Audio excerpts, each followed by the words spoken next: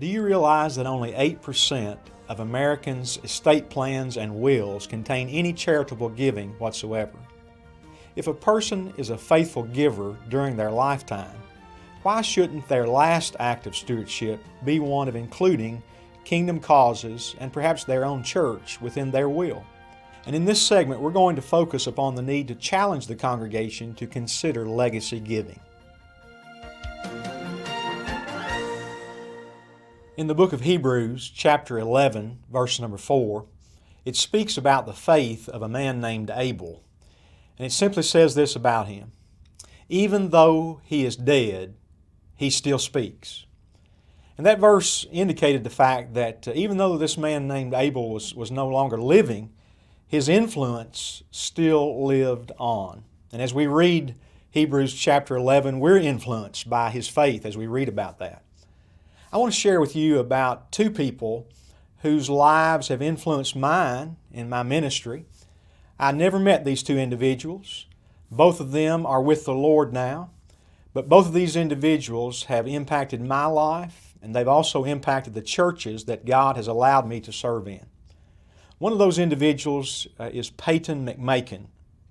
I had the privilege of serving as pastor of Chaplain Baptist Church, and during my pastorate there, each year we would receive money from a trust fund. And not only would our church, Chaplain Baptist, receive money from this trust fund, but there were actually 10 other churches in the Nelson County area that would receive an amount of money from this trust fund that Peyton McMakin had left through his estate. There was one stipulation that every church that received money from this trust fund had to have an active Sunday school. So every year we received a little over $3,000, and that went toward the purchase of our Sunday school literature. And though I'd never met Peyton McMakin, and even though he was dead, his life and his influence even today still speaks. Another man's name that I want to share with you is James Harrington. I also had the privilege of serving as pastor of Highland Baptist Church in Henderson, and while serving there, my ministry and the ministry of Highland Baptist was impacted positively by a man named James Harrington.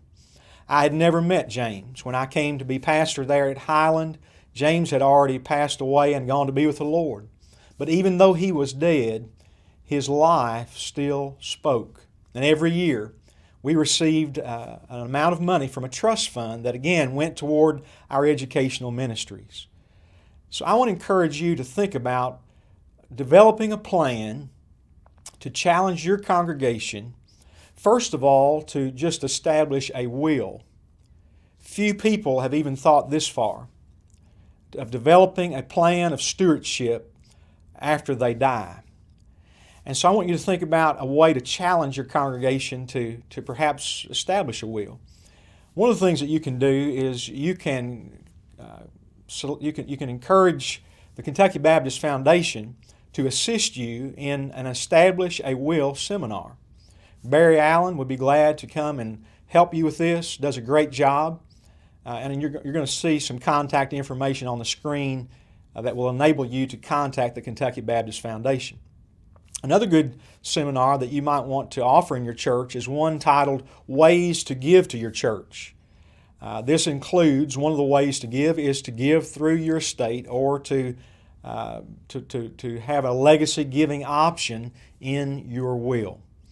So I want to just challenge you to challenge your congregation to think about not only being a good steward while they're alive, but also allowing their last act of stewardship to be one of including kingdom causes and perhaps their own church in their own will. For more information about challenging your congregation to consider legacy giving, contact the Kentucky Baptist Foundation, or please contact the Church Development Team office at the number on your screen. You can also visit our website at www.kybaptist.org. Thank you.